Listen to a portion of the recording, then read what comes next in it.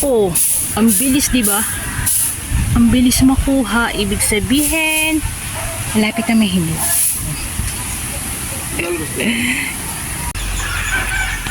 Dami ng bunga. Aantayin na lang natin mahinog. Yan. Yan po. Ay, hindi pa pwede. Ito kaya. Ay, naku, okay na. Oh. Napitas na natin.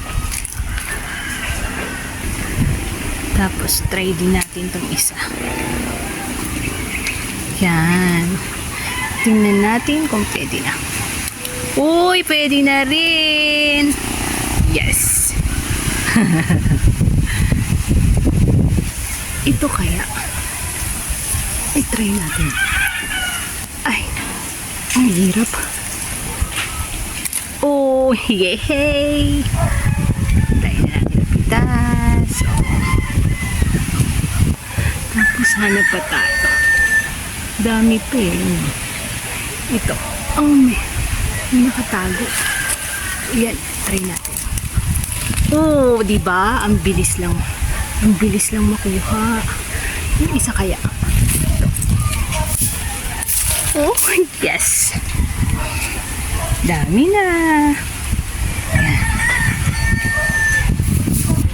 Hindi natin makuha yung iba kasi nandun sa dulo. Ayun. Pero parang pwede rin. Ayun. Meron pang dito.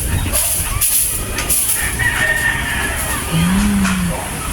So, try pa rin natin. Kung pwede na. Ito. Oh, ang bilis, di ba? Ang bilis makuha. Ibig sabihin, malapit na may hinog. Tingnan natin ito. Oh, yan na naman. Dami na natin nakuha. So, ayun pa. Oh, ang dami. Hindi natin maabot. Kasi nga mataas. Oh, ayun pa. Ano? Ay, kailangan siguro natin ang panikyat.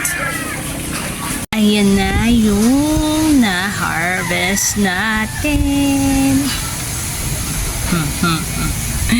Ang dami.